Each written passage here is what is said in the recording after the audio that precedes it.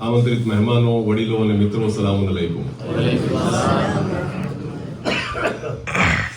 સમાન વક્તાનો સમાન શીર્ષક ઉપર સમાન શહેરમાં સમાન મહિનામાં જો ફરી પાછો પ્રોગ્રામ રાખવામાં આવે તો એના બે મતલબ નીકળી શકે. પહેલો મતલબ તો એ હોય કે વક્તા બહુ જ સારો છે અને પહેલો પ્રોગ્રામ હિટ હતો એટલે ફરી એને આમંત્રણ કરવામાં આવ્યું. બીજો મતલબ એ નીકળે કે પહેલામાં કોઈ માણસો હતા નહીં બહુ સાંભળવા વાળા, એટલા માટે ફરી પાછી બુઢા લોકોની ભીડ ભેગી કરવામાં આવી. પણ વક્તા તરીકે હું પહેલા મતલબ સાથે જ જઈશ કે જેથી મને થોડો આનંદ મળે. હવે જ્યારે દામજી સાહેબે વાત કરી કે ભાઈ બીજા પ્રોગ્રામમાં પણ જે પહેલો પ્રોગ્રામ સાંભળીને ગયા છે એ ચાહકો તો હશે જ, તો કેવી રીતે કરશું? એટલે જો શીર્ષક એ જ રાખો અને નીચે કન્ટેન્ટ બધું બદલી નાખો તો શીર્ષકને ન્યાય ન મળે, કારણ કે મારે વાત કરવાની છે કોર્ટ કેસીસ અને કોઝા આઈડેન્ટિટીની. અને જો ફરી પાછું એ જ લેક્ચર આપું તો જે મુરબ્બીઓ ફરી પાછા મને સાંભળવા આવ્યા છે એમને અન્યાય થાય કે કેવી રીતે ચાલશે, આ તો ફરી રિપીટ થયું. પછી મેં દામજી સાહેબને કીધું કે આપણે એક કામ કરીએ, ગયા વખતે જે હાજર હતા ને એ લોકોની એક નાનકડી ક્વિઝ રાખી દઉં હું, ખબર પડે કેટલું એમણે યાદ રાખ્યું છે, એટલે હું બાકીનું બધું ચેન્જ કરી નાખું. કારણ કે હિસ્ટ્રી આમે તે બહુ બોરિંગ સબ્જેક્ટ છે અને આ જવાનિયાઓ માંડ માંડ યાદ રાખી શકતા હોય છે, તો 60-70 વર્ષનો માણસ બિચારો અડધા જોકા ખાતો સામે બેઠો હોય એ કેટલું યાદ રાખવાનું છે. એટલે ખેર, પણ આજે સમય થોડોક મારી પાસે વાત કરવાનો વધારે છે અને ઇન્શાલ્લાહ ક્વેશ્ચન આન્સર માટે પણ આપણે સારો એવો સમય રાખીશું. મારું જેટલું લિમિટેડ નોલેજ અને લિમિટેડ રિસર્ચ છે એમાંથી હું જે જાણતો હોય છે તમારી સામે બયાન કરવાની કોશિશ કરીશ. સૌથી પહેલો સવાલ ત્યાં આવીને ઉભો રહે કે આ બધું શરૂ ક્યાંથી થયું. એટલે એના જે જવાબો છે એ હિસ્ટ્રીમાં આપણી પાસે જે મળે છે એ બહુ સચોટ તો નથી, પણ છતાંય એવું કહેવાય છે કે જે ઇસ્માઇલી ઇમામો હતા એ પોતાના દાઈઓ અને પીરોને ઇસ્લામનો ફેલાવો કરવા માટે, તબલીગ કરવા માટે જુદા જુદા પ્રાંતોમાં મોકલતા હતા. અને આવું 11મી સદી, 12મી સદી, 14મી સદી બધામાં ધીમે ધીમે થતું હતું. ખોજાઓ માટે જે બે મોટા પીર મળે છે જેમનું નામ છે હિસ્ટ્રીમાં, તે છે એક પીર શમ્સ અને પીર સદરુદ્દીન. પીર શમ્સ કાશ્મીરમાંથી પંજાબ જાય છે અને મુલતાનમાં અત્યારે પણ એમનો મોટો મકબરો છે, અને પીર સદરુદ્દીન જે સિંધ પ્રાંતમાં આવ્યા અને ત્યાંથી પછી કચ્છ કાઠિયાવાડ તરફ ફેલાયા. હવે આ પીરોએ કામ શું કર્યું? જ્યારે એ લોકો આપણી કમ્યુનિટી તરફ, કારણ કે એ વખતે બધા હિન્દુસ્તાનમાં મોટા ભાગે હિન્દુ લોકો રહેતા હતા અને આ હિન્દુ લોકો પણ અલગ અલગ કાસ્ટના લોકો હતા. એટલે સૌથી ઉપર બ્રાહ્મણ હતા. તમને ખ્યાલ છે હિન્દુમાં વર્ણ વ્યવસ્થા હોય છે, એમાં ક્લાસ સિસ્ટમ છે. હિન્દુમાં સૌથી ઉપરની ટોપ મોસ્ટ ક્લાસ જે છે એ બ્રાહ્મણ લોકોની છે. એના પછી બીજા નંબરે જે ક્ષત્રિય લોકો આવે. બ્રાહ્મણ લોકો શું કામ કરે? એ લોકો મંદિરમાં પૂજા પાઠ અને નોલેજ, આ એમનું કામ છે. જે નોલેજ પર જે અંકુશ છે એ બ્રાહ્મણ લોકોનો છે. ક્ષત્રિય લોકો શું કામ કરે? એ શસ્ત્ર ધારાવે, એટલે એ લોકો લડાઈઓમાં ભાગ લે, સેના બનાવે, ફોજ બનાવે, આ બધી વસ્તુ એમની હતી. રાજા મહારાજાઓ ક્ષત્રિયો હતા. એના નીચે જે આવે વૈશ્ય હતા. વૈશ્ય એટલે શું? કે જે વેપાર કરે, કોમન માણસો કે જે બધા વેપારનું કામ કરતા એ વૈશ્ય કહેવાતા. અને એની પણ નીચે શુદ્ર આવતા. શુદ્ર એટલે સાવ જ નાનું કામ કરવા વાળા, વાણંદ લોકો, મોચી લોકો, જે જૂતા બનાવતા ને એ રીતે. દલિત જે હતા એ તો કાસ્ટ સિસ્ટમમાં ક્યાંય હતા જ નહીં, એને અનટચેબલ્સ કહેવાતા. એ લોકો તો આ સિસ્ટમમાં, આ ક્લાસમાં હતા જ નહીં, એની પણ નીચે. એટલે માણસનું ગૌરવ હતું જ નહીં. એ લોકો કે જે મેલું ઉપાડતા, જે લોકોનું મળ હોય સાફ કરતા અને બહુ જ નીચેનું કામ કરતા, જેમને પાણી પણ લોકોને અલગ રાખવું પડતું, જે લોકોને ટચ કરી જાય તો ફરી નાવા જવું પડતું, આ બધા દલિત વર્ણ હતો. હવે આવી કમ્યુનિટીમાં જ્યારે આ લોકો આવે છે ત્યારે એ લોકોએ સૌથી પહેલા ઓબ્ઝર્વ કર્યું કે એ વખતના લોકોની માન્યતાઓ શું છે. હિન્દુઇઝમમાં એ લોકો કઈ માન્યતાને માને છે. એટલે હિન્દુ લોકો એ વખતે દશાવતારની માન્યતામાં માનતા હતા. દશાવતાર એટલે શું?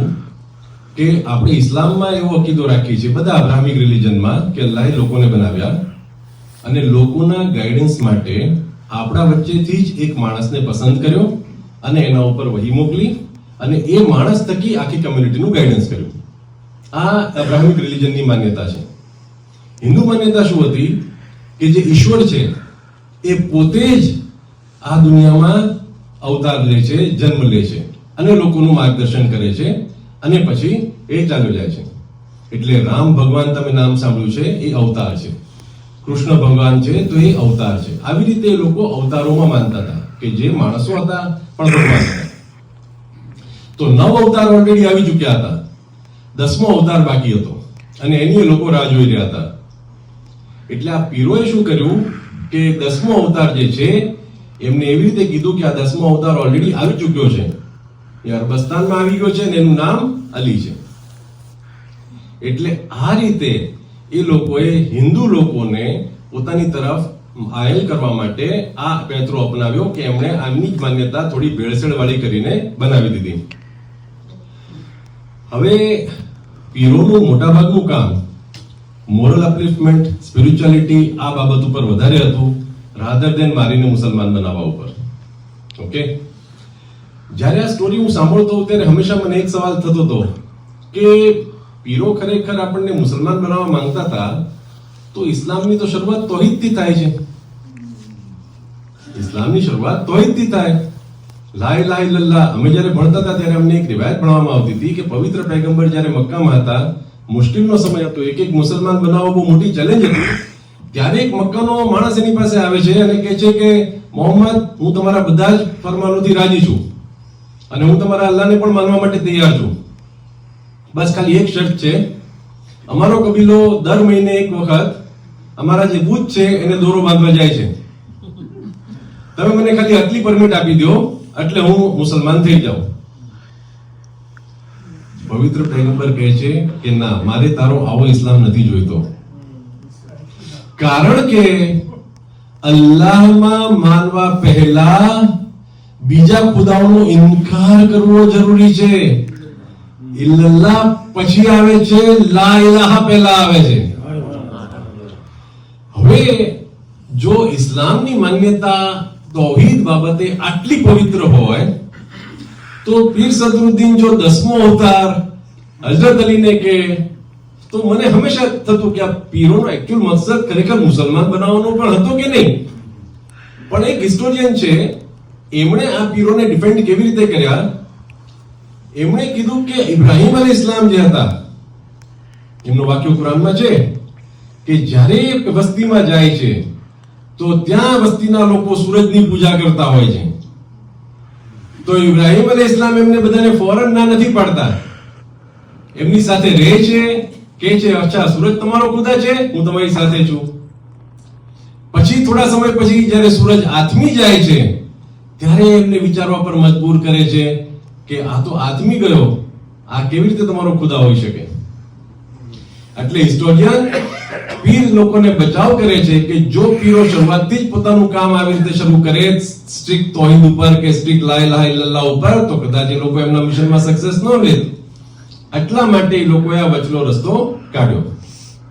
ખેર, લોહાણા જે લોકો હતા, જે લોકો વેપાર કરતા હતા, એ લોકો પીરોના પ્રભાવમાં આવી અને આ લોકો એક નવો પંથ શરૂ કરે છે, એક નવી રિલિજિયસ ચળવળ શરૂ કરે છે. એને લોકો ઇસ્લામનું નામ નથી આપતા, એને લોકો સતપંથ કહે છે. સત એટલે સાચો અને પંથ એટલે રસ્તો. જેમ આપણે સિરાતે મુસ્તકીમ કહીએ, બસ એનું જ બીજું નામ સતપંથ છે. એટલે પીરોએ આ સતપંથની શરૂઆત કરી. હવે સતપંથ શરૂઆત કરી, પણ હવે આ લોકોને માને છે, એ લોકોને નામ શું રાખવું? મુસલમાન તો આપણે કહેવાના નથી, કારણ કે આપણે ઇસ્લામ તો લાવ્યા નથી. તો લોહાણાઓ જે હતા એ લીડરશિપ ક્વોલિટીઝ રાખતા હતા, એ લોકો મોભાદાર માણસો હતા. એટલે એ લોકોના માટે પીરોએ જે પર્શિયન વર્ડ છે ખ્વાજા, એ એમને આપ્યો. ખ્વાજા, કે તમે લોકો ખ્વાજાઓ છો. અને ખ્વાજા ખ્વાજા ખ્વાજા ખાજા થતું થતું ધીમે ધીમે ધીમે એ ખોજામાં થોડુંક ફેરવાઈ ગયું. પણ આની સાથે જ્યારે ઇતિહાસમાં તમે ડીપ ડાઉન કરો, આ તો બહુ પ્રચલિત માન્યતા છે અને મોટાભાગના લોકો આને જ માને છે. પણ મને હમણાં જાણવા મળ્યું કે ખોજાના બીજા 2 અર્થઘટન પણ લોકોએ કરેલા છે અને બહુ જ આશ્ચર્ય ભર્યા છે. એક તો ખોજ, ઉપરથી આપણને ખોજા કહેવાય છે. ખોજ એટલે શું? ખોજ એટલે સર્ચ, શોધવું, ગોતવું. કારણ કે આપણા લોહીમાં નવું નવું ગોતવાની આદત હતી, નવું નવું જાણવાની આદત હતી. એટલે જે માણસે ખોજ કરી એ ખોજી થયો, અને ઘણા બધા ખોજી ભેગા થયા એટલે ખોજા થયા. એટલે ખોજી જે રિસર્ચર છે એ રીતથી પણ આપણી કોમનું નામ આવ્યું હોય એવું લાગે છે. અને આમાં પણ જે રીતે આપણે અત્યારે કોમે તરક્કી કરી છે, આપણા વડવાઓએ અને આપણે લોકોએ, એના પરથી બહુ જ ઓછી શંકા છે કે આ પણ કોઈ એનો મતલબ હોય. એક ત્રીજો મતલબ પણ ખોજાનો નીકળે છે. એમ કહેવાય છે કે આ પીર બધા હતા એ બેઝિકલી સૂફીઝમમાં માનતા હતા, સૂફી હતા. હજરત અલીના ઘણા જે માનનારા લોકો છે, શિયાઇઝમમાં ઘણી બધી બ્રાન્ચીસ છે, તમને ખ્યાલ હશે, એમાં એક સૂફીઝમ બી છે. તો સૂફીઝમમાં ઇબાદતનું ઉરૂજ ક્યારે આવે છે? જ્યારે ઇન્સાન અલ્લાહમાં ખોવાઈ જાય છે. એટલે જ્યારે માણસ પોતાનું અસ્તિત્વનું ભાન ભૂલી જાય ત્યારે મેરાજ પર હોય છે. એટલે ખોજા, હિન્દીમાં જેને કહે ને ખોજા, તો એ રીતે પણ આ સૂફીઓએ આપણને ખોજા નામ આપ્યું હોય એવી વાત છે. ખેર, સાચી વાત તો અલ્લાહ બહેતર જાણે. હિસ્ટ્રીની વાતો તો બધી આવી જ છે. કારણ કે અત્યારે 15-20 દિવસ પહેલા ઈરાન અને યુએસમાં શું થયું ને કેવી રીતે વાતો થઈ ને અત્યારે કઈ ડીલ થઈ, એની સાચી ઘટના પણ આજે આપણે 15 દિવસ પછી જાણી નથી શકતા. આટલા હાઈટેક જમાનામાં પણ આપણી પાસે આટલા બધા resources, satellites, news channels, internet બધું હોવા છતાં પણ સત્ય ઘણીવાર આપણી પાસે નથી આવતું. તો આ બધી વાતો તો 500-700 વર્ષ પહેલાની છે. એટલે આપણે આ બધા દસ્તાવેજો ઉપર જ આધાર રાખીને ચાલવું પડે. ખેર, તો અહીંયાથી શરૂ થઈ વાત ખોજાઓ. ઠીક છે. હવે 200-300 વર્ષ આ બધી વાત થઈ છે 15મી-16મી સદીની આસપાસ, આજથી 400-500 વર્ષ પહેલા. પછી 200-300 વર્ષ માટે ઇતિહાસ થોડોક શાંત છે. જે લોકોએ ખોજા હેરિટેજ ટૂર કરી હશે 2 વર્ષ પહેલા, 2 વર્ષથી પહેલા, કારણ કે 2 વર્ષથી તો આપણે પિરાણા નથી જતા, એ લોકોને એક પિરાણા જગ્યાએ લઈ જતા હશે અમદાવાદની પાસે. ત્યાં ઇમામ શાહ બાબાની દરગાહ છે. અને આ ઇમામ શાહ કોણ હતા? આ ઇમામ શાહ પીર સદરુદ્દીનના પૌત્ર હતા, એમના દીકરાના દીકરા. પીર સદરુદ્દીન પોતે ગુજરાતમાં નથી આવ્યા, પણ એમણે એમના વંશજને ભલામણ કરી હતી કે તમે આને ઓર ફેલાવો. એટલે પિરાણામાં જે દરગાહ હતી એ ઇસ્લામ શાહ એ સદરુદ્દીનના પૌત્રની દરગાહ છે. અને એવા પણ રિસોર્સિસ છે કે આ જે બધી શરૂઆત સિંધથી થઈ હતી, પણ પછી જ્યારે એમના પૌત્ર વગેરે આવ્યા તો કાઠિયાવાડ, કચ્છ અને એ બધાના ત્યાંના લોકો પણ ધીરે ધીરે આ ચળવળમાં જોડાયા અને સતપંથી બન્યા. એટલે જો અત્યારે ખોજાઓનો તમને ખ્યાલ છે, અત્યારે ડીએનએ સ્ટડી પણ થઈ રહ્યા છે કે ભાઈ ખોજાઓનું ઓરિજિન કઈ જગ્યાના કયા ડીએનએ માંથી આવ્યું છે. તો બધાના ઓરિજિન કદાચ અફઘાનિસ્તાન કે સિંધ પ્રાંતમાંથી ન પણ મળે, અમુક બેઝિકલી કાઠિયાવાડ, કચ્છના જ લોકો જે છે એ લોકો પણ આ ચળવળમાં જોડાયેલા છે. આ થઈ વાત બધી શરૂઆતની. હવે આવી જાઓ 200-300 વર્ષ પછી તમે 19મી સદીમાં. ત્યાં સુધીમાં સતપંથી જે છે એને અકોર્ડિંગ ટુ ટેક્સ્ટ ઇસ્માઇલી થઈ ગયા હોય એવું માની લેવામાં આવ્યું છે. મોટાભાગના રિસોર્સિસ એમ કહે છે કે આ જે સતપંથી પ્રાંત હતો એ ઇસ્માઇલી તરીકે થઈ ગયો હતો, અથવા તો ઇસ્માઇલી ઇમામોના સંપર્કમાં હતો, કારણ કે પીર બધા ઇસ્માઇલીઓ હતા. 19મી સદીમાં 1804માં એક વ્યક્તિનો જન્મ થાય છે જેનું નામ છે હસન અલી શાહ. અને આ હસન અલી શાહ કોણ છે? આગા ખાન I. આ હિસ્ટ્રીમાં બહુ મોટું ચેપ્ટર છે, જેને આપણને પણ અફેક્ટ કર્યું છે, ઇસ્માઇલીઓને પણ અફેક્ટ કર્યું છે. 1804માં એ જન્મે છે ઈરાનમાં. 1817માં 13 વર્ષની ઉંમરે જ એમના પિતાનું કત્લ થઈ જાય છે. એમની માતા એ બાળકને લઈ અને ઈરાનના દરબારમાં જાય છે. જે રાજા હોય છે એ પોતાની દીકરીના લગ્ન એની સાથે કરાવે છે અને એક પ્રાંતની ગવર્નરશિપ એમને આપે છે.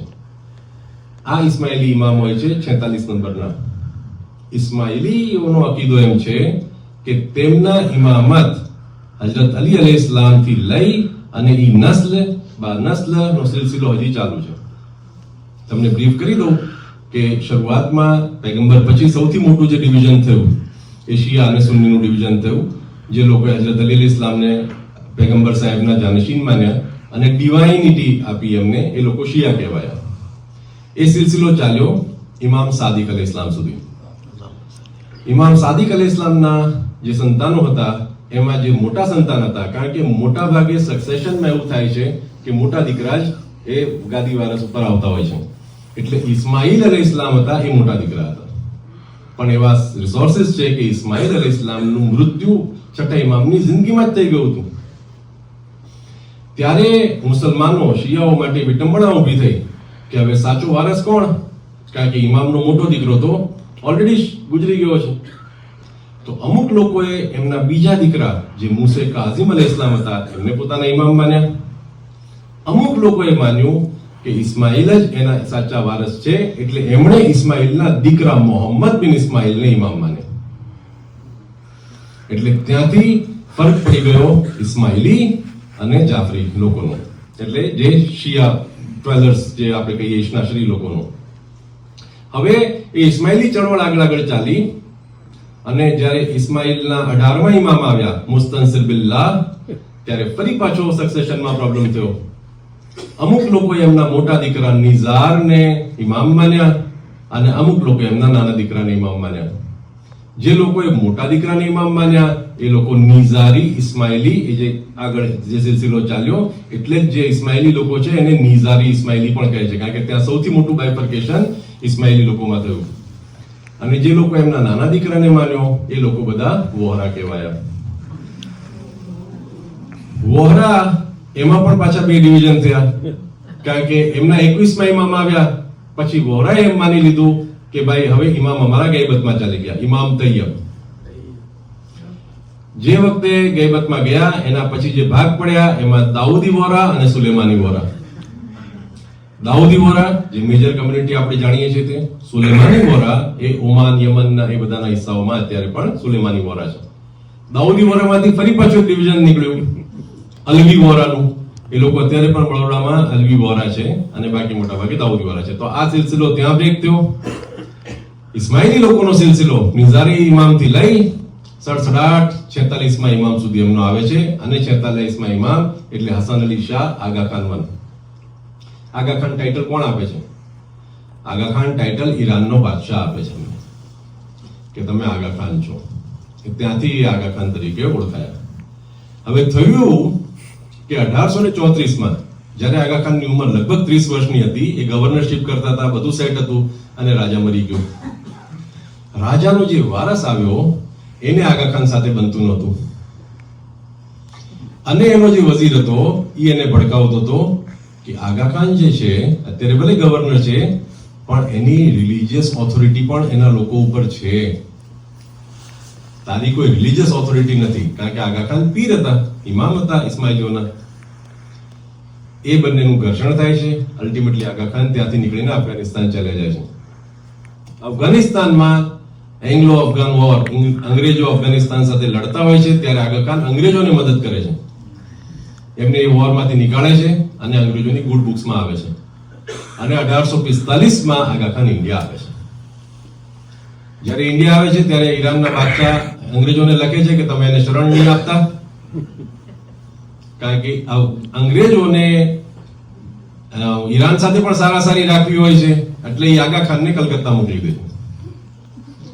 48માં પેલો બાદશાહ મરી જાય છે એટલે અંગ્રેજો ખુશ થઈ જાય છે અને આગા ખાનને કહે છે કે હવે તમારે જ્યાં જવું હોય ત્યાં જાઓ.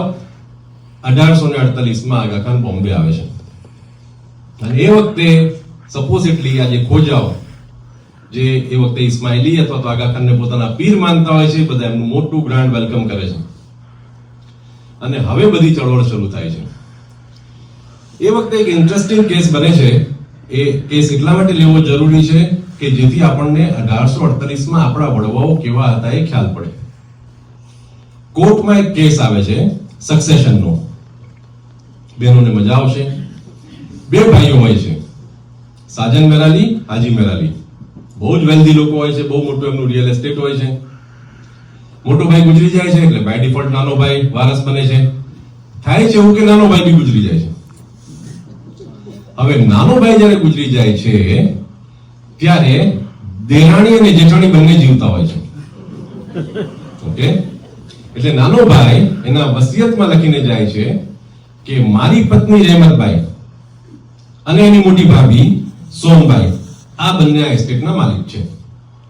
ઓકે, ક્લિયર હતું કે બંને ભાઈઓ નથી રહ્યા તો પછી એમની બંનેની પત્નીઓ વારસ રહેશે. પણ જે મોટો ભાઈ હોય છે એની બે દીકરીઓ હોય છે, હીરબાઈ અને ગાંગબાઈ. આ હીરબાઈ કોર્ટમાં જઈને ચેલેન્જ કરે છે આ વિલને કે આ જે એસ્ટેટ છે કે જે મારા બાપાનું અને મારા કાકાનું હતું, હવે એ બંને નથી રહ્યા તો અમને પણ એમાં ભાગ મળવો જોઈએ, માત્ર બે માયુને મળે એવું ન ચાલે. દલીલ શું આપી એમણે કે અમે ખોજાઓ તો મુસલમાન છીએ અને મુસલમાનમાં ઇસ્લામમાં બેટીને વારસાનું પ્રોવિઝન છે, તો ઈ બુનિયાદ ઉપર અમને હક મળવો જોઈએ.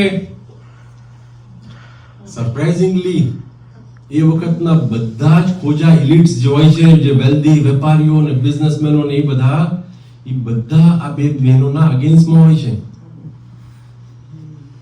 કારણ કે આપણે તો વારસાઈ એ જ રીતે ચલાવી છે, બાપ જાય એટલે બેટો ગાદી ઉપર બેસી જાય, દીકરીને પૂછવા જ કોણ જાય, બહેનોને પૂછવા કોણ જાય. અને મને તમારા લોકોની ખબર નથી પણ હજી અમારે ત્યાં મેં હજી એવા ઘરો નથી જોયા કે જ્યાં બિઝનેસમાં કોઈ માણસ પોતાની દીકરીનું નામ એડ કરતો હોય.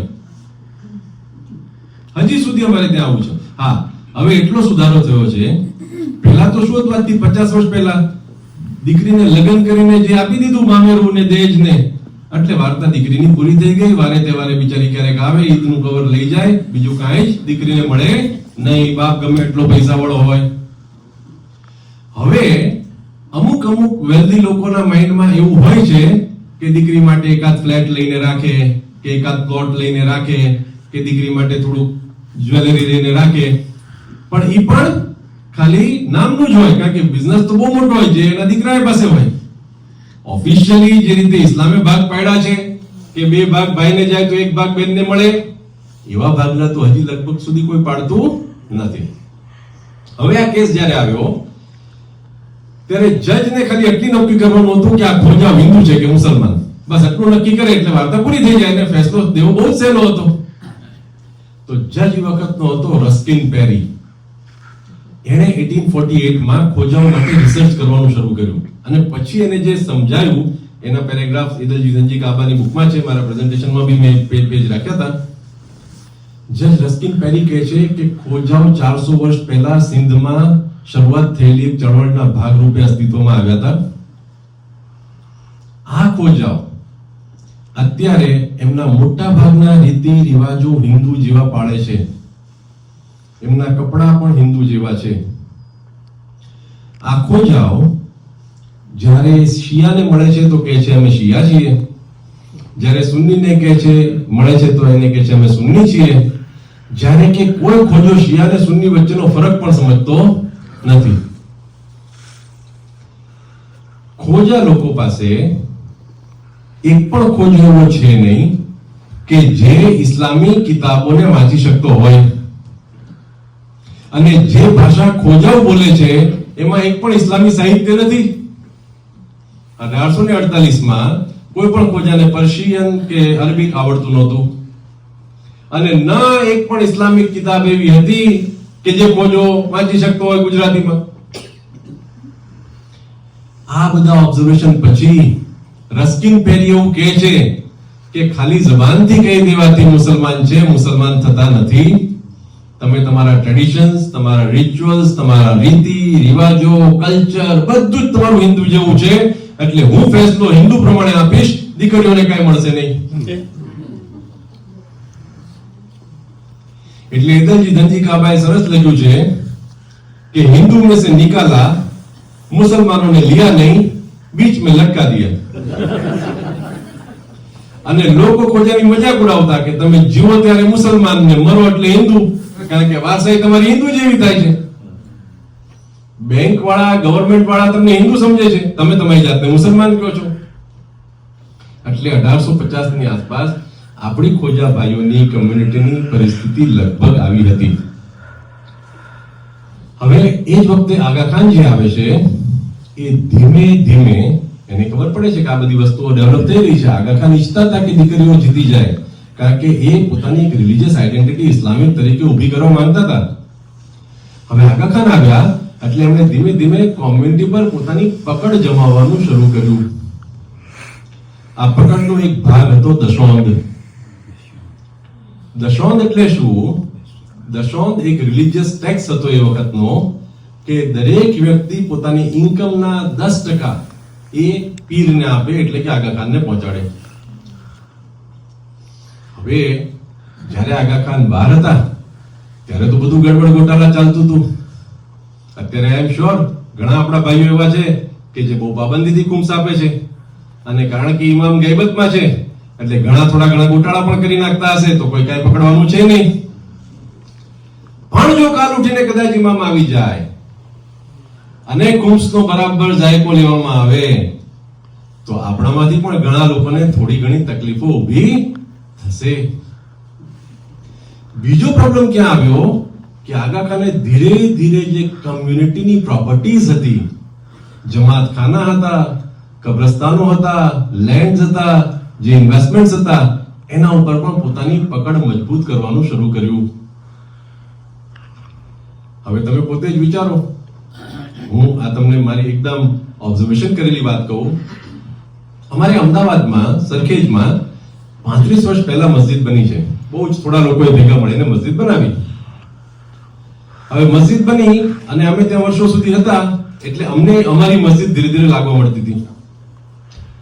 થયું કે છેલ્લા 10 વર્ષમાં અલગ અલગ કારણોના કારણે ગામમાંથી બહુ જ બધા ભાઈઓ એ ધીમે ધીમે અમદાવાદ તરફ શિફ્ટ થવા લાગ્યા. હવે બહુ જ બધા લોકોનું માઇગ્રેશન થાય તો સ્વાભાવિક છે મસ્જિદમાં જેટલું આપણે ફેલાઈને બેસતા હતા એ હવે થોડુંક આપણે સગવડાવવું પડે. ક્યારેક ખુરશીની મારામારી થાય, જલ્દી ટાઈમ પર ન પહોંચો તો ખુરશી મળે નહીં. એટલે આપણા જ ખોજા ભાઈઓ જે પાછળથી આવ્યા અને જે પહેલેથી ત્યાં રહેતા હતા એ લોકોને થોડો મનમાં જરાક ટસલ બસલ થવા મળી. એવું થાય કે ભાઈ અજાન પણ આપશે તો કે ભાઈ ઓરિજિનલ માણસ છે એ આપે, બહારનો હમણાં આવેલો થોડી અજાન આપશે. અને આઈ એમ શ્યોર જો તમે ખુલ્લી આંખે જોશો તો અહીંયા પણ ક્યાંક તમને થોડુંક એવું દેખાતું હશે કે ભાઈ આ તો નવો આવેલો છે, આ બહારનો આવેલો છે, આ અહીંથી આવેલો છે, આ આપણું કમ્યુનિટી સેન્ટર. મતલબ ગમે ત્યારે આપણે કમ્યુનિટી સેન્ટર બનાવીએ એટલે આપણો પોતીકો ભાવ આવે, અને બીજા શબ્દોમાં કહું તો કદાચ માલિકી ભાવ ક્યારેક આપણને આવવા લાગે. હવે જો આવા સમયે કદાચ કાલે ઇમામ આવીને એમ કહે કે આ બધા જ ટ્રસ્ટો અક્રોસ ધ ગ્લોબ ડિઝોલ્વ કરી નાખો, બધી જ સંપત્તિઓ મારી પાસે લઈ આવો અને આઈ વિલ અપોઇન્ટ કે કોણ હવે એને ચલાવશે, કોણ નહીં ચલાવે, કઈ રીતે તમારે ડિસિઝન લેવાના છે. તો આઈ એમ શ્યોર આપણામાંથી પણ ઘણા બધા લોકો અનકમ્ફર્ટેબલ પોઝિશનમાં આવી જશે. સેમ સિચ્યુએશન 1855-60 માં થવા લાગી કે જ્યારે આગા ખાને પોતાની જાતને ઇમામ તરીકે એસ્ટાબ્લિશ કરવાનું શરૂ કર્યું. એટલે એ વખતે જમાતમાંથી અમુક ભાઈઓ નીકળ્યા કે જેમણે ઓપનલી આ વસ્તુને ચેલેન્જ કરી. બે ઇમ્પોર્ટન્ટ વસ્તુ, એક દસોંદ નહીં આપીએ, અમે દસોંદ નહીં આપીએ, અને બીજું આ બધી જ પ્રોપર્ટી અમારી કમ્યુનિટીની છે, અમે મહેનત કરીને આ સેન્ટરો ઊભા કરેલા છે, એમાં તમારું કોઈ દખલ જોઈશે નહીં. હવે આ કેસ 1866માં કોર્ટમાં જાય છે અને જે ફેમસ આગા ખાન કેસ તરીકે જાણીતો છે. જે લોકોએ વર્ડિક્ટ ચેલેન્જ કર્યા એને આ બે વસ્તુ પર ચેલેન્જ કર્યા કે ભાઈ અમે લોકો ખોજાઓ, અમે સુન્ની લોકો છીએ. કેમ એમણે એમ કીધું સુન્ની લોકો છીએ? કારણ કે સુન્નીઓમાં ઇમામત ડિવાઇનનો કોઈ કન્સેપ્ટ નથી. જો ખોજાઓ સુન્ની સાબિત થઈ જાય તો ખોજાના સેન્ટરો ઉપર આગા ખાન કબજો જમાવી શકે નહીં. પછી તમારે ખોજા પીરને દસોન દેવી પડે નહીં. એટલે એ લોકોએ કોર્ટમાં સાબિત કરવાની કોશિશ કરી કે ખોજાઓ સુન્ની છે. એમણે કયા એવિડન્સ આપ્યા? થયું તો શું કે જે આ 1800ની સદીમાં જે આપણા બધા ક્રિયાકર્મો હતા, જે મરણના, લગ્ન પ્રસંગોના, મદ્રેસાના, ત્યાં આપણી પાસે કોઈ શિયા આલિમો તો હતા જ નહીં. એટલે બધા કામ કોણ કરતા હતા? સુન્ની આલિમો. બધી જ પ્રક્રિયાઓ, પ્રવૃત્તિઓ બધી સુન્ની લોકો કરતા હતા. અને એવું છે કે કદાચ આ જે વિરોધ કરનારા લોકો સુન્ની આલિમોના ઇન્ફ્લુઅન્સમાં પણ વધારે હતા. એટલે એ લોકોએ ચેલેન્જ કર્યું કે અમે સુન્ની છીએ.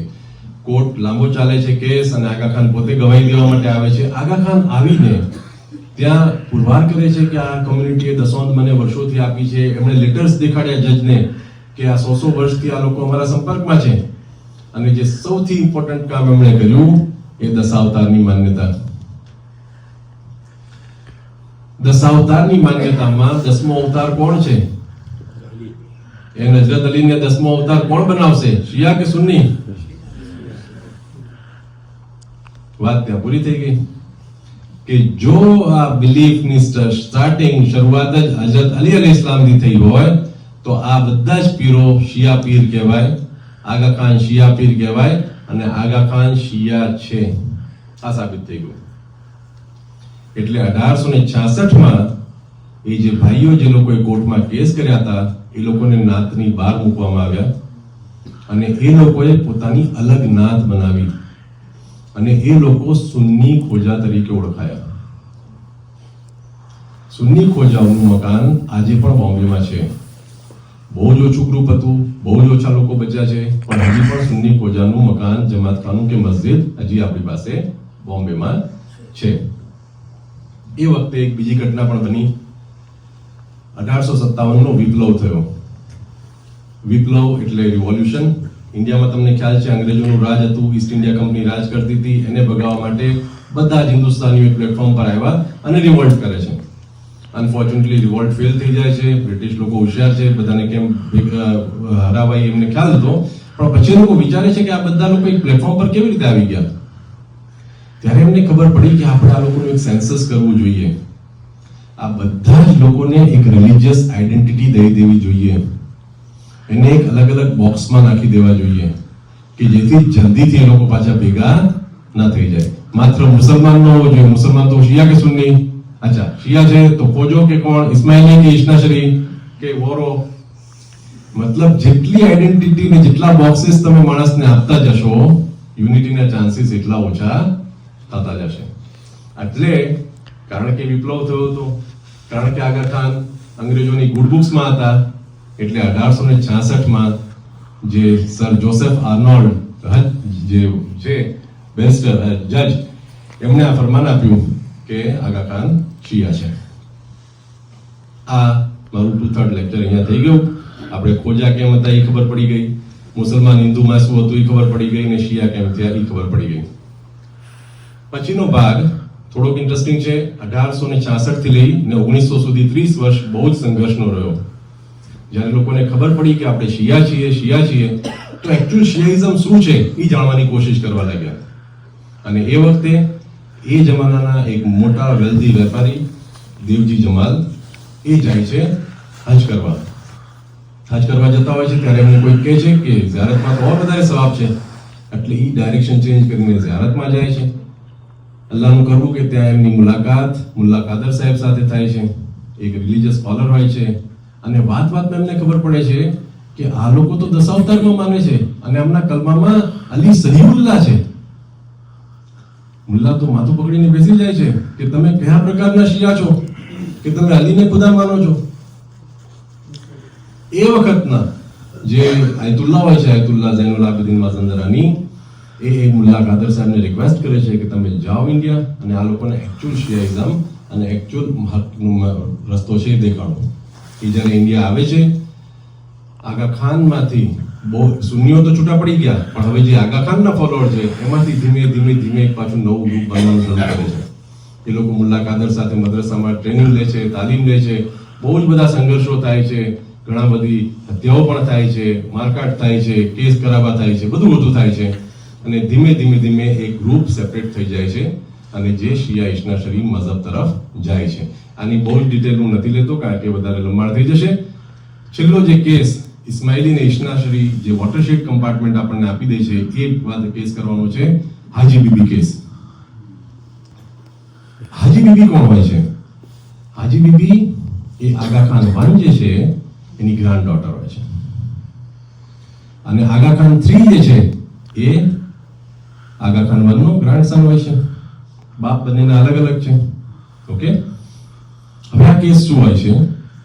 આગા ખાન 1 1881 માં પાસ્ડ અવે, પછી 4 વર્ષ માટે આગા ખાન 2 હોય છે અને 1885 માં આગા ખાન 3 આવે છે. એમનું પણ બહુ જ મોટો કારનામો અને બહુ જ મોટું કેરેક્ટર રહ્યું છે ઇસ્માઇલીઓની આખી ઓળખ ઘડવામાં.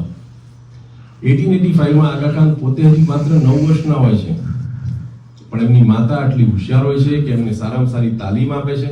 એમને પર્શિયન ને બધા સારા સારા કેમ્બ્રિજ યુનિવર્સિટીના લેક્ચરો બધું એમને આપે છે, નોલેજ, આટલું બધું સારું નોલેજ આપે છે કે એ માણસ એક ટાઈમે કાબિલ થઈ જાય છે આખી કમ્યુનિટીને ચલાવવા માટે. હવે થાય છે શું કે આગા ખાન 1 જે હોય છે ને એની પાસે બહુ બધી વેલ્થ હોય છે અને આ લોકોના દસોંધ ને બધી વસ્તુઓ પણ આવતી હોય છે, ગિફ્ટ આવતા હોય છે ચાહકોના અને ઘણી બધી વસ્તુઓ, અને અંગ્રેજ પણ એમને સારું એવું પેન્શન આપતા હોય છે. આગા ખાન 3 જ્યારે આવે છે, આગા ખાન 1 જે હોય છે બહુ જનરસ સ્વભાવનો હોય છે, એટલે પોતાના ભાઈઓ, ભત્રીજાઓ, ભાંડુડાઓ બધાને સારી રીતે રાખતા હોય છે, પોતાના ખાલી ઘરોમાં રહેવા આપતા હોય છે, વર્ષાસન આપતા હોય છે, નોકર ચાકર આપતા હોય છે, બધું જ આપતા હોય છે. જ્યારે આગા ખાન 3 પોઝિશનમાં આવે છે તો ધીમે ધીમે એની માતા આ બધી વસ્તુમાં કાપ મૂકવાનું શરૂ કરે છે. જ્યારે આ કાપ મૂકવાનું શરૂ થાય છે તો જે હાજી બીબી, જે આગા ખાન 1 ના ગ્રાન્ડ ડોટર અને આગા ખાન 3 ની કઝિન છે, એને એવું થાય છે કે આ બધો પૈસો તો મારા દાદાનો છે અને હક એમાં મારો પણ એટલો જ હોવો જોઈએ, તો પછી મને કેમ આવી રીતે લાડા ચાવવા પડે, નાની નાની વસ્તુઓ માટે મારે હાથ ફેલાવવો પડે? એટલે ઈ કોર્ટમાં જવાનું નક્કી કરે છે અને કોર્ટમાં એવો કેસ લડે છે કે આ જે પૈસો જે છે, જે આ પ્રોપર્ટીઝ છે, જે આ રિયલ એસ્ટેટ છે, એ આગા ખાન 1 ના છે અને હું આગા ખાન 1 ની ગ્રાન્ડ ડોટર છું, એટલે મને મારો આમાં લીગલ વારસો મળવો જોઈએ, જે મારો પોતાનો હક થાય, ઈ મારા ભાગે જે આવતું હોય ઈ મને મળવું જોઈએ. આ કેસ એને નાખ્યો. હવે અહીંયા મને થોડુંક, અને એને ચેલેન્જમાં આર્ગ્યુમેન્ટ શું આપી એના વકીલે, કુરાનની આયત રજૂ કરે છે કે જે માલ આવે છે, જે આપણે કુંસની આયત છે કે એમાં અહેલે બેતનો હક છે. જે કુંસની આયત છે, મને આખી તો યાદ નથી, પણ કુંસની આયતનો સાર એ છે કે અહેલે બેતનો હક આ માલમાં છે અને એના જ કારણે આપણે જ્યારે કુંસ આપીએ છીએ ત્યારે અહેલે બેતનો ભાગ અત્યારે આપણે કોને આપીએ છીએ? સૈયદોને આપીએ છીએ કે જે એમનો અહેલે બેતનો વારસો છે. આ આયતની કોર્ટમાં રાખે છે કે આ આયતની રૂએ મને મારો ભાગ મળવો જોઈએ. સામે પેલાનો વકીલ શું જવાબ આપે છે કે આયત જે છે એ માત્ર વોરફેર માટે છે, જે જિહાદમાંથી જે લૂંટીને માલ આવ્યો છે, માલે ગનીમત, ફક્ત એમાં અહેલે બેતનો હક લાગે છે, બાકીના માલમાં હક લાગતો નથી. હવે અહીંયા જ્યારે હું વાંચતો હતો ત્યારે મને આનું પેરેલલ બાગે સકીફા, બાગે ફિદા માં મને દેખાયું. કેવી રીતે? ત્યાં પણ આ જ આર્ગ્યુમેન્ટ હતી. બીબી શું કહી રહ્યા હતા કે આ જે બાગ છે, આ એસ્ટેટ જે છે એ મારા ફાધરની છે, એ મારા ફાધરની પર્સનલ પ્રોપર્ટી છે અને કારણ કે એ મારા ફાધરની પર્સનલ પ્રોપર્ટી છે એની વારસ હું છું. સામે આર્ગ્યુમેન્ટ શું થઈ? સામે આર્ગ્યુમેન્ટ એ થઈ કે આ જે પ્રોપર્ટી જે છે એ પ્રોફિટહુડ હોવાના કારણે મળેલી પ્રોપર્ટી છે. આ પ્રોપર્ટી પ્રોફિટહુડ એટલે કે પ્રોફિટની ઓફિસને મળેલી એક પ્રોપર્ટી છે. જ્યાં સુધી પ્રોફિટ હતા એના હાકીમ, ત્યાં સુધી પ્રોફિટ એને રન કરશે, પ્રોફિટ ઓર્ગેનાઇઝ કરશે, પ્રોફિટ એને મેનેજ કરશે અને એક વખત પવિત્ર પૈગંબર ચાલ્યા જાય એટલે આ પ્રોપર્ટી ઇસ્લામિક હુકુમતની પ્રોપર્ટી છે અને હવે ઇસ્લામિક હુકુમતના ચલાવનારા ખલીફા છે, એટલા માટે ખલીફા હવે મેનેજ કરશે. કોર્ટે જ્યારે આર્ગ્યુમેન્ટ સાંભળી બીબીની ત્યારે આ લોકોએ આગા ખાને જવાબમાં એ આપ્યું કે આ જે પ્રોપર્ટી જે આવે છે, એ જે દસોંદ જે આપે છે, એ દસોંદ એ આગા ખાનના ફેમિલી માટે કોઈ નથી આપતું. એ આગા ખાનને આગા ખાનની પોઝિશન ઇમામતના કારણે આપવામાં આવે છે. એટલે નફક હાજી બીબી આગા ખાનનો બીજો કોઈ પણ સંતાન જે ઇમામ નથી તેનો કોઈ પણ રાઈટ આમાં નથી. It is the asset of office of Imamat, અને જે ઇમામ બનશે ઈ આનો વારસ બનશે. એટલે માત્ર ઇમામના ઘરે જન્મી જવાથી તમને આ પ્રોપર્ટીમાં કોઈ ભાગ મળવાનો નથી. ત્યારે આપણા જે અમુક શિયા ભાઈઓ હતા જે ઇશ્નાશરી ઇન્ફ્લુઅન્સમાં હતા, એમણે હાજી બીબી વચ્ચે એક બીજી આર્ગ્યુમેન્ટ આપવાની કોશિશ કરી. કઈ આર્ગ્યુમેન્ટ? કે આપણે સાબિત કરીએ કે આગા ખાન જે છે અથવા તો અમે ખોજાઓ જે છે એ ઇશ્નાશરીઓ છીએ, ઇસ્માઇલી નથી. આવી આર્ગ્યુમેન્ટ કેમ લાવ્યા? કે જો આપણે સાબિત કરી દઈશું કે અમે ખોજાઓ ઇશ્નાશરી છીએ તો ઇશ્નાશરીનો ઇમામ તો ગાયબ છે. ઓકે, એટલે હવે ઇમામત જો ગેમતમાં છે તો હવે ઇમામ વધી તમે એના ટ્રસ્ટી હો, તમે એના દાઈ હો, તમે એના પીર હો, તમે મુજતહિદ હો, તમે આલિમ હો, તમે કોઈ પણ હોઈ શકો, પણ તમે ઇમામ નથી હોઈ શકતા. અને કારણ કે તમે ઇમામ નથી તો તમારી કમ્પ્લીટ ઓનરશિપ આ બધી વસ્તુ ઉપર નથી. આ આર્ગ્યુમેન્ટ જ્યારે આપી ત્યારે અગેન ઇસ્માઇલી લોકોએ એને ચેલેન્જ કર્યું અને કોર્ટે આ આર્ગ્યુમેન્ટને પણ બાકી ન રાખી. કારણ કે આગા ખાને પોતાની આખી હિસ્ટ્રી, જેમાં આપણને ડાઉટ છે, પણ હજરત અલી અલૈહિસ્સલામ સુધીના એના સારો લીનેજ નો રેકોર્ડ એને પેશ કર્યો અને કીધું કે આ બધા જ અમારા ઇમામો છે અને આ બધા ઇસ્માઇલી ઇમામો છે, એટલે આગા ખાન ઇસ્માઇલી ઇમામ છે. એટલે આ આર્ગ્યુમેન્ટ પણ હાજી બીબીની ન ચાલી. પણ એ વખતે આગા ખાને ફરમાન કરી દીધું, કારણ કે હજી એ વખતે એવું હતું કે ઘરમાં 4 ભાઈઓ હોય તો 2 ભાઈઓ નમાજ પડવા જતા અને 2 ભાઈઓ જમાત ખાને જતા. પણ ત્યારે આગા ખાને એ નક્કી કરી લીધું કે હવે ઇસ્માઇલી લોકો પોતાના કોઈ પણ કાર્યક્રમમાં, પોતાના કોઈ પણ લગ્ન મરણના પ્રસંગમાં ઇશ્નાશરી જો માનતો હશે તેને નહીં બોલાવે. તમારે રહેવું હશે તો તમારે ઇસ્માઇલી બનીને જ રહેવાનું છે. અને ત્યારે સૌથી મોટું વોટરટાઇટ કમ્પાર્ટમેન્ટ આપણા માટે બન્યું. ઇસ્માઇલી આઈડેન્ટિટી ટોટલ અલગ થઈ ગઈ, ઇશ્નાશરી આઈડેન્ટિટી ટોટલ અલગ થઈ ગઈ. પછી કોઈ રિયુનિયનનો કે કોઈ સ્કોપ રહ્યો આ કેસ પછી ન રહ્યો. એટલે ફાઇનલી આપણે શરૂઆત ખોજાથી કરી હતી, પછી ખોજામાંથી મુસલમાન બન્યા, મુસલમાનમાંથી શિયા બન્યા અને શિયામાંથી છેલ્લે ઇશ્નાશરી આપણે બન્યા. એટલે હવે આવતીકાલે તમને કોઈ પૂછે કે ભાઈ તમે આ 4 મથાળા લઈને કેમ ચાલો છો, તો આપણા માટે આ 4 મથાળા બહુ જ જરૂરી છે. કારણ કે હું ખોજો પણ છું, હું મુસ્લિમ પણ છું, હું શિયા પણ છું અને હું ઇશ્નાશરી પણ છું. આ સાથે હું મારી વાત અહીંયા પૂરી કરું છું. ઘણી બધી વાતો હજી કહેવાની હશે, રહી ગઈ પણ હશે, પણ હવે અડધી કલાક આપણે સવાલ જવાબ માટે રાખીએ અને એમાં જે પણ વાતો હું જાણતો હશે એનો જવાબ આપીશ. મોહમ્મદ સરદાર.